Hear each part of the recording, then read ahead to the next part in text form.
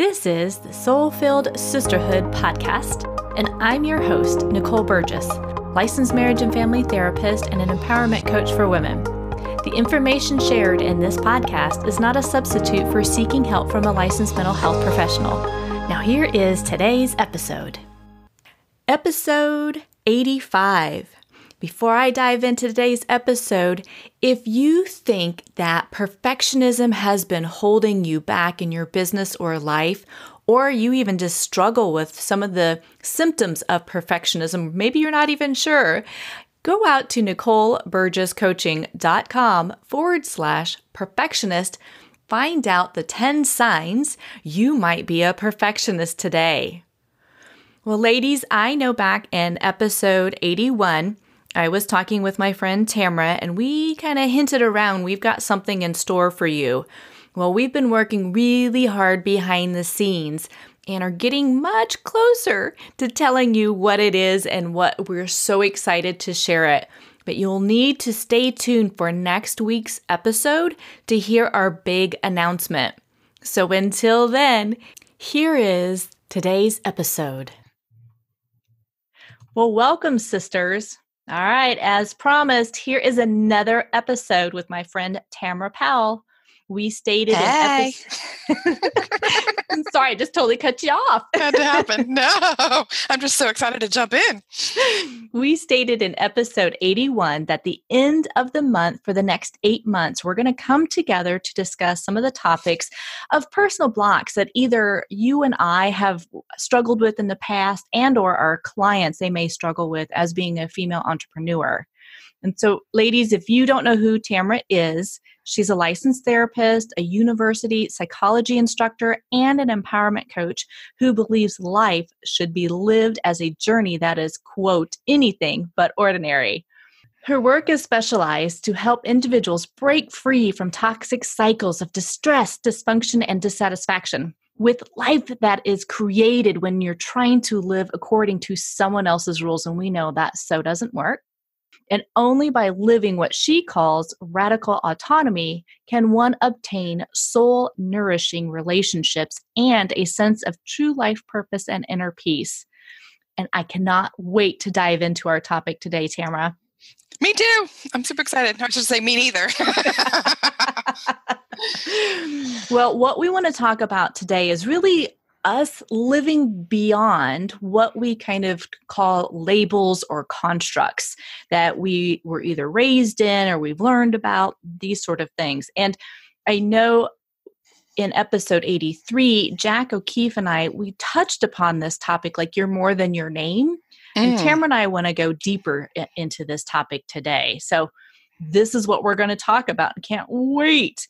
And Tamara, I would love for you to start off really with the Enneagram, because I know for your followers, that is one thing you talk about, you bring it into your work. And why is that like an important part for you? How does the Enneagram help?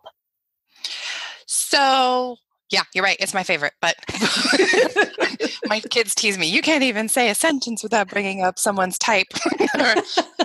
My own #7. It's because the Enneagram, like the really useful models, I mean, psychology has a ton of typologies. I know we're going to talk about your favorite too, the Myers-Briggs, and that's kind of been the standard go-to. But regardless of which typology system we're looking at, I think it's important to recognize that it starts with giving us a low-resolution picture of someone. And so it's a conversation opener. So I don't care which model you use, but it is helpful to have a conversation opener. Even if you bring me your BuzzFeed quiz results of what kind of cheese you are, boo, it helps me see something about you.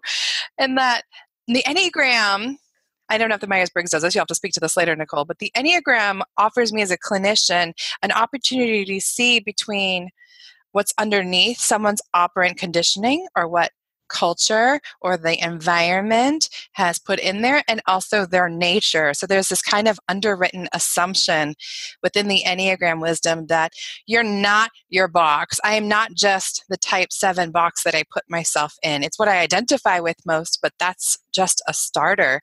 That's what I've gotten used to. So that's the first reason why the Enneagram is my favorite. Yeah. Well, and I love that. And I do think the Enneagram is different and can give us information about ourselves, like what you're talking about, that is different than the Myers-Briggs. And so for the Myers-Briggs, it's more about the preferences. Right. And there's a couple different sets of things that when you take these assessments, it'll tell you like, here's your preferences. And there's one that's kind of a higher level and one that's more in depth. And part of why I did the certification in this is because I really wanted to learn much more about all the different types and combinations. And so like you're saying, like, oh, I've got this preference and I go through and I'm this INFJ. And within that though, I can flex. The thing with the Myers-Briggs, it talks about if I'm not flexible, then it's like, yeah, I'm kind of like, oh, I'm only in this category and this is all I am. But everybody is as unique as a snowflake. Exactly. Right? There are no two same type 7s. There are no two same INFJs. And that's what I like about it. But with Myers-Briggs, I got to learn like where I typically flex and how that can be beneficial. But if I stay too long in that area I'm flexing, it could actually cause stress. Exactly. Yeah. And so again, like what we're saying is these things are beautiful to help us get to know ourselves better, but not live only under that definition. Yeah, so it provides the paradox. It lets people see the paradox of being a human. On one hand, yes, you can subgroup it as an INFJ, and I'm an ENFJ, but I'm right on that cusp, so I tend to flex back and forth on that one. Or as a type 7, but that's not all you are. You're actually not that thing. So we're like, here's your label, but we're also asking you to grow beyond your label. And I think any clinician worth a damn is trying to work on that with people, whether we call it shadow work or self-actualization. Helping people be less rigid in their lives, able to flow with life. Yeah. And I think that's really so much of your message too, the radical autonomy. It's like, it's great sometimes to, as we're growing up and we're building that ego state for a healthy ego state, that we need the structure and we need some of these boundaries. But as we become an adult, it's like, okay, that worked then. It doesn't anymore. And it's okay for me to do more in what is in alignment with where I need to go in my life, not what you think I should do in my life. Oh, absolutely. I think it's that space of being a middle schooler or a high schooler, right? And finding where your little camp is. That's the stage that most of us go through it in a healthy way. At least we hope that's the ideal. It's like, are you a jock? Are you a preppy kid? Are you an emo kid? I don't know what terms they're using now. So obviously I'm dating myself there, but I'm like, I can identify with those. Yeah. It's the Breakfast Club. Are you the Molly Ringwald or are you the whatever? You get it. And so in adulthood though, what we find as clinicians and now as we're talking about entrepreneurs, we've gotten so used to one way of doing it and we didn't realize that it's no longer serving us. Yeah. And, you and I talk about this off the air, but it's like, okay, this guru said this, and so I need to do it exactly that way. And okay, let me take bits and pieces from that because some of it's going to work for me and others of it's not. Yes. So yeah. I love it. Well, so we talked a little bit about why it matters to really live beyond the label, which is, as you said, it's like, here's our constructs that we started with, and we're going to morph and change those over time, how has your labels and constructs changed for you over time, especially as an entrepreneur? How have some of that shifted, if at all, for you? Oh my God, girl, I'm nothing if I'm not in a state of change. That may be part of being a type 7 or a Gemini or an ENFJ. But see, all those labels, people have already some sort of schema. They have an idea of what a Gemini is or what a type 7 on the Enneagram, the enthusiast is, or cheerleader. And so I would say I came into business with this idea that I was going to have this private practice. And of course, it was going to be so easy to just naturally build and all the right people were going to come. And build it and they will come. Yes. Exactly. I totally thought it. Why would you not want what I am offering you? Of course you do. And coming to realize, like you just mentioned, doing it the way other people did was not necessarily going to work for me. And so it was important to go back to, it's why they use the word radical, radical means going back to the heart of, to the fundamentals, and take a look at myself in the mirror and go, is this even, who are you? What are you doing? Is this serving you? How do you want to do it? Just because everyone else, or the big example in our field, takes insurance, I didn't want to. I didn't Yeah. want to mess with that hassle and waiting to get paid, and you might not get paid. And I'd heard horror stories, but And they're you, true. Yeah. yeah, you wouldn't think people thought I was like cutting off chickens' heads when I told them that I wasn't going to take insurance. It was, and it was other clinicians, not clients, by the way, Right. having that reaction.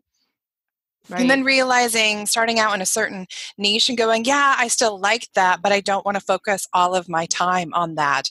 I used to think I liked couples work. Turns out I do not. It's not my lane, except for very select few couples. But I took a while to know that. Mm-hmm. I needed to realize what specific part of nonconformist couples did I want to work with. Wasn't just all of them. And then, the typical like funnels, and do you want to be on social media? Do you not? Do you want to blog? Do you want a podcast? Yeah. Giving myself permission to outgrow certain labels. I tell you though, so important. And so a lot of the stuff that you and I are going to get into over the next few sessions is so important, because it wasn't just about business. When I realized I started looking at myself in the mirror about business, it brought up some old childhood shit. Mm-hmm. So what about for you? Well, it's funny. You hit something. I did a different coaching program last year, and it's all around money and finances. And I wanted to do it not because I have like huge debt, but I knew it was impacting my business. And some of what you just touched upon is like, oh, there's the childhood story that I was holding on to of why I can't have this, or it's going to be really hard to do this. And so as you were saying, it's like, yeah, build it and they will come. It's like, yeah, not so much. You do have to put work into it, which we get, but it does need to match more of who you are and what stage you're in too. And I went that insurance route, which I know we talked a little bit on the last episode, or the last time we talked, because I needed it to be easy. I just relocated to the area, relocated back to the state. And I'm like, I don't want to do a ton of marketing. And I didn't know where all the places to connect with people were yet. So that worked for me then. But as I started to make those connections, it's like, okay, it's putting in the effort. It's knowing that, yeah, you're an introvert. You must not go out. I'm like, no, my gosh, no, that is so not the case. See, I'm the opposite. They're like, oh, you're an extrovert. Why don't we go party? And I'm like, ew, no. Yeah, right. Right. Got a book calling my name. So that's part of it though, right? It's like, yes, here's that label. So this is what you're going to do. And it's like, no, that I do this over here, but not this over here. And it's okay to pick and choose what works for you. And like you said, I mean, my practice has changed. My business has changed. I have changed over the years. Yet you need to go through so many of these things and be open to what is challenging you. What are those blocks? So that you can actually create more ease in your business versus that struggle. And like you and I both said, that your business doesn't exist without you. No. And so doing that personal growth and being curious about what comes up, that's how that business is going to change and grow. That's how you're going to create more sustainability. I can actually put myself out here now, and it doesn't feel so icky anymore. Because I'm not doing it the salesy way. I'm coming from a place of service and I love what I do. And yeah, it's just, you're more than like Jack said, you're more than your name. You're more than these labels. You're more than the constructs you grew up with. You're more than a therapist. You're more than a business owner. I mean, there's so many things that you can dive into. I'm just excited. I am here for it all. Yes, you did. You answered it and then some. Get it, girl? So, yes. I mean, I think you and I could talk about this for so long, or so, for a much longer time, because there is depth in this. For years. That's why I'm trying to write a book on it. I'm so passionate about this subject, because when it comes to business mindset, I don't care if you have a brick and mortar store or you are an online completely, or like me and you might be half and half. If you are struggling in business, it is going to affect every other area of your life. And I don't care how many awesome funnel systems you have, how many paid courses you've taken. If you do not go beneath, I'm going to go into church right now. If you do not take a look in the mirror and identify what labels you are stuck in, what stories you're telling yourself, that's where your bottom dollar profit is going to Yeah. be every time, either wasted or increased. Yeah, it absolutely is. And you know some of my backstory and some of these things where it's like I was holding on to this. I'm like, I've got to push this really hard. You're like, why? Why? Because I'm like, who said? Well, that's how I grew up. If you want to have your own business, it's going to be really, really hard. Me too. Mm-hmm. And then it started to challenge that, right? And it's like, but just because they believe that, whether it's parents, caregivers, those who came before you said it was going to be really hard. It's like, but what is that definition of hard? I was just going to say that. See, we think alike. Yes. It's more of there's persistence, perseverance in building and growing a business and sustaining one. But it doesn't mean, like you're saying, you can have the prettiest funnels going on. But if you're in that state, if your vibration levels even like, blah, this is so hard, this is really hard. It's like, yeah, you're going to repel so many people. Yep. And you're going to keep getting that over and over because our brain, just from neuroscience, forget the woo for a second. If I have a belief about something, my brain has to find evidence that that is true. Yes. I like instantly I want to go to politics and I'm like, no, Tamara, stay away from it. If you are on, regardless of what political party you fall on, if you have a belief about the other side or about an issue, cognitive dissonance will kick in, boo. You're going to find that over and over. Yeah. So don't put that on yourself. Stop it. Soren Kierkegaard, I'm a huge existentialist fan. One of my favorite quotes by him is, once you label me, you negate me. And so if you are labeling yourself as a business person, you are automatically negating a hell of a lot of stuff about you. Yes. It's so fascinating, right? So like for some of my clients in my clinical practice versus my coaching clients, but my clinical practice, if they come in and they're like, oh, I'm anxious. I am depressed. I am this. And I'm like, whoa, back it up. Nope. Let's reframe that. Yep. You have some stress, you have some anxiety, you have some depressive symptoms, but you are not those things. Yeah. I like to say my body is anxiety-ing. Pull from Dr. Glasser's choice theory. Yes. Yeah. This meat suit of mine is experiencing some cortisol, but I am not this meat suit, so I'm fine. I just need to get everything back in alignment so I can push forward. Absolutely. Absolutely. Well, share some of the people you have followed, the works you have followed to help you start to really unravel so many of these constructs in your own life that, have helped you grow and be more of you to where you are today. I could go on forever, but I'm going to we'll list some books in the show notes. Click the show notes. But I will say two of my absolute favorites that I talk to my clients the most about, besides the work of the Enneagram, and we'll put a link to Tamara's favorite assessment in there, is Byron Katie and Eckhart Tolle. Yeah. I find myself quoting from them on the daily.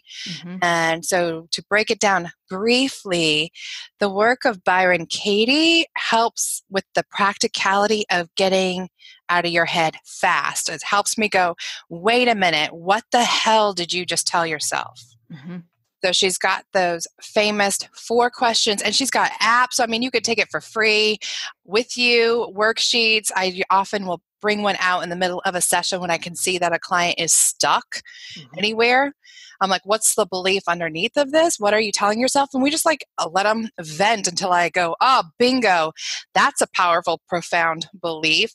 Now let's take a look at that. First, number 1, is it true? Now everyone's ego is going to go and I go, yes, of course it's true. Of course it is. If I do not get another $1,000 this month, I'm not going to pay my bills. How is that not true? And then we go to number 2. Can you know for absolute certainty that that's true? Girl, you're not at the end of the month yet. You don't know. Your brain wants to go, of course it is. But no, we start to get a little wiggle room there. So then number 3 is, well, what happens to me when I believe that? If I don't get another $1,000 by the end of the month, I'm going to lose my job, not pay my bills. Well, nothing good happens. Your cortisol shoots up, norepinephrine shoots up. You are literally in fight or flight for however long you have left to the end of the month. It's not a good option. So, number 4, who would you be? What would you be doing if you didn't believe that thought? What would happen? And I'm not asking you to go, oh, it's not true, because your brain is not going to completely believe you. But Can we create a little space, the what if space? Mm-hmm. What if that's not what happens? Well, shit, what would I be doing in the meantime? I might be creating new content. Mm-hmm. I might be finding a playful way to create a new offer. I might go donate plasma. I might sell shit on eBay. Mm-hmm. Yep. I would have that energy back to be creative. So that's my first big go-to. Byron Katie, I love all of her stuff. Yeah. Not to mention, she's got a fascinating backstory of psychotic break, spiritual awakening. You can choose your language, but Yep. I like it because it normalizes it for the rest of us. Like, you're never, too grown to not have a stressful moment. Right. Yeah. I do love her work. God. So that's number one. And number two, Eckhart Tolle. He's been around forever. I say Tolle. People say Tolle. Whatever. Tomato. Right. Tolle. We've actually turned him into a verb in our house. Did you Tolle that shit? And all of us, including my 14-year-old and 16-year-old, use that. Did you Tolle that shit? Totally hear you guys saying that. Exactly. Besides the Enneagram, we'll be like, oh, you're sevening out on yourself. Now it's also, and did you Tolle that shit? I love Tolle's work because, similar to Byron Katie, he was super depressed and suicidal, and I love when people can own that. Mm-hmm. He had childhood trauma, parents that fought, and he's open about what that did to him. But coming to recognize exactly what we're talking about, you are not your thoughts. Mm-hmm. So his work has been fundamental in helping people realize that what scientists have been trying to say forever, there's a difference between the brain and the psyche. Yes. Now, psyche is Greek for soul. That's why mystics and woo people like to call the real us beyond the labels a soul. And that's what you and I are passionate about, soul-centered sisterhood. Mm-hmm. But that thing, scientists call it a consciousness. And so what does it mean to operate from the conscious awareness, the observer? How do we find that space where I'm no longer stuck in this giant hamster wheel of doom that my anxiety wants to get me in every morning? Mm-hmm. How do I get out of it? And so I love him for that space, learning how daily practical tools that you and I can talk about forever in future episodes of staying more and more in conscious awareness. It is. And that goes back to what I like to say, you're raising your vibrational level because you're not stuck in that energy anymore. And I'm going to piggyback off of that. Carolyn, I say Miss, I think it's actually. I say Miss too. It might be Mace. I mispronounce her name, apologize. But she talks about, the 7 mansions. And it's really also based upon like the tree of life, which is also the 7 chakras. Mm-hmm. And so it's similar and different than what Eckhart Tolle says, but you're more than your thoughts. But if you're stuck in one of those energy systems, like your root system, where a lot of people, that's where they're stuck in their money issues. Yeah, security. Yes. And it's like, so if you stay stuck there, nothing is going to flow to go up to the top, which is more to the soul, which is to connect to universe, to God, to whatever that source is for you. So it's so about really, she's got these great questions in her, I think it's Enter the Castle in that book, and questions on where you go through each one of these mansions and challenge yourself, right? Get curious with yourself of like, oh, what is that belief that I've got here? And why am I holding on to that? How does that serve me? And I like how all of these people that we have followed, we've read, done their, you and I have both done a lot of their questions and things in our own life. It's like, oh, that's what that is. Okay. Yeah, that doesn't serve me anymore. Let that one go. And you move forward. There's a lot of forgiveness, a lot of self-compassion that goes on in this work. Mm-hmm. I think another person, you and I have talked about too, which is Dr. Joe Dispenza. He's him. So much about breaking the habit of being yourself, which is, again, if you're still thinking the same way you did 20 years ago and it didn't work then, it's not going to work now in the present moment. So if I keep going back to those repetitive thoughts of, I'm not enough, I'm never going to be able to get that $1,000 for my business, and I'm going to be broke, and then I'm going to be broken, and then I'm going to be homeless, and I can't do this. If I'm doing that yesterday and I'm thinking those same thoughts today, I'm going to think those same thoughts tomorrow, it's like, yeah, you're going to stay right where you are. So when we start to, like you say, put a little space in between what our thoughts are, and we know that just because we have a thought doesn't mean it's true. And then our true psyche, it's like, oh, there's a lot of external chatter that's really going on. That's not mine. It just, doesn't serve me anymore. So I know I did mine really short, sweet, in their details. That's just the difference in our personalities. I like that. But I mean, I think for these authors that we've talked about, these spiritual people, the business people, I mean, they are all business people. They are. These are people that really have touched you and I and have helped us not only in our business, but in our personal life and other relationships. And so that's why these things, I think they're great. If you don't do the coaching or the therapy route yet, I would encourage everybody to at least try them. These are beautiful kind of foundations that you can start with to really get curious about, well, why am I still thinking that same thing over and over and over? Because it's not serving me. And we know, like you talked about the what if questions with Byron Katie, which I think is beautiful. But for the anxious folks, right, those who identify more as like, oh, I'm really stressed out, or I'm really anxious, they can turn those what ifs into the negative, and we're turning the what ifs into a positive. Absolutely. So I like the difference in that as well. So Tamara, let's kind of circle back around on this, as you were saying earlier, of why does this even all matter? Why are we even talking about this? And you and I both know that as female entrepreneurs, as women in general, there's so many of these labels that can actually hold us back and down. Yep. And I would like to, share a story really of one of my clients that I'd worked with in the past who, holy smoly, she had so many of these limiting beliefs of what she could or couldn't do. And many of my clients are in, committed relationships. Some of them have children. So I've changed some of the information, folks, just so there's confidentiality, because that's part of what we do. So I'm just going to call her Jane. Jane Doe, how we go. So Jane really wanted to actually move out of the area. And she was working in a business and she loved what she did. She was really good at what she did, and she kept advancing up in the company. But she was holding herself back because there was such fear around what her partner may or may not be okay with.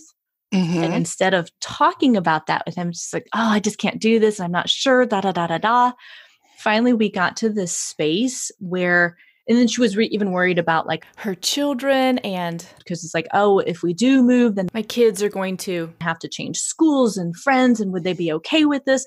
So like you like to remind me sometimes, like, get back to the present moment, my dear. You're so far into the future.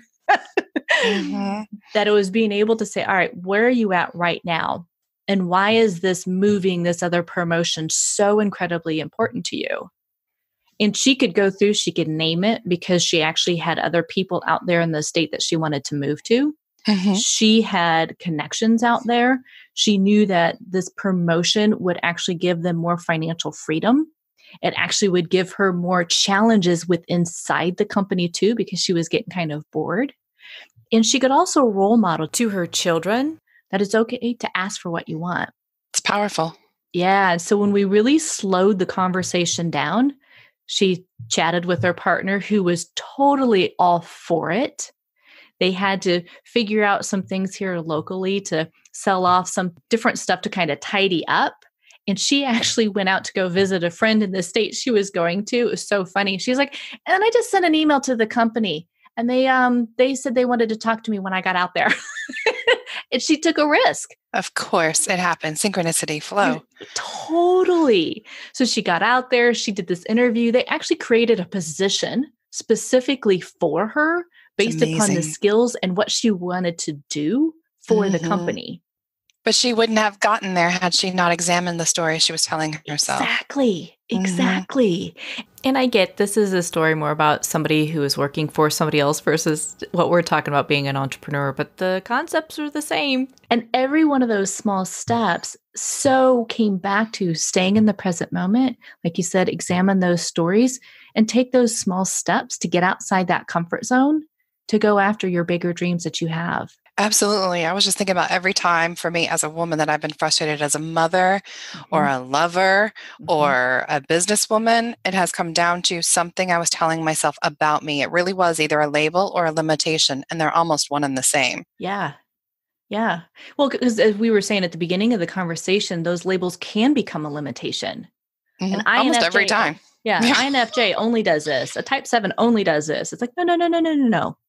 It's like, those are these beautiful things to get to know yourself more. It's also, you're more than that. Mm-hmm. Yeah.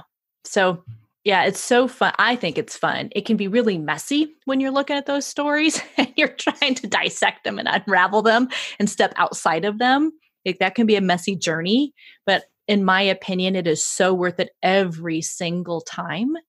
Because for sure. Yeah. It's like, I literally feel more expansive versus that thing, that story was literally, it's like holding me back. And I couldn't see it because I was in it. But when I gave myself some space, it's like, that's what it's doing? Well, that's usually I go, me. I did not know that about myself. Right. Oops. Yeah. And when it gets messy, though, that's where I think, obviously biased, but that's where therapists and coaches make the best partners for this type of work. But I mean, a good friend could do it, a mentor, or like any one of the resources that we started with. Just start to get to know yourself beyond what you've been told. You are so much more than a wife, a mother, an entrepreneur, someone who loves the color blue. Right. Someone who tends to get excited. Clearly myself I'm talking about. I am more than that. Thank you. Right. Mm-hmm. Yeah. And so that's really where we're coming from today, is give yourself truly the permission to go deeper than your name, deeper than the labels that you've lived under or identify with, so that you can actually be more radically autonomous, as Tamara likes to say. But it's just showing up more your actual you in the world and in your business. Because that's when you get the clients to come in, because you are truly role modeling to them. They can do the same thing. Mm-hmm. I think all of us have a coming out story in one way or the other. And I think you have several throughout life. Mm-hmm. So there are people listening to us right now that I know that there's, either a sexuality issue or a gender issue, or where you want to go to church, or how you want to do business. And you've got a business partner and you've been doing it this certain way for so many years, and you're just stuck. And this is the time, this is the synchronicity that you needed us talking about this today, to say, it's okay. We get it. Solidarity. There are millions of other people feeling that way right now. And here's how you start to get out. Mm-hmm. Yeah. One step at a time. I love to tell my clients, they're like, okay, Nicole, I'm right here and I want to go way over here. And I'm like, beautiful. We've got our A and Z. And they're like, yes. And I want to go to Z today. I'm like, oh, isn't that a lovely dream? But what we're going to do is maybe go to B, then C, back to B, maybe A, and then go back forward again. That all these small steps is what is going to get you to where you really want to go. And it's being consistent and persevering through. And that's the hard. Yes. That is. Well, Tamara, thank you again for being on today. And ladies, if you want to find out more about Tamara, just remember all her information will be in the show notes, and you can go out to ariatherapy.com and find more information about her. We also want you to remember to please stay tuned for next week's episode, because we've got a big announcement coming and we're so excited to share it with you. So until next time, thank you for listening. Wondering if perfectionism is holding you back in your business or life, or just maybe it's impacting all of your relationships? Well, head over to NicoleBurgessCoaching.com/perfectionist and receive your 10 signs you might be a perfectionist today. Till then, take care.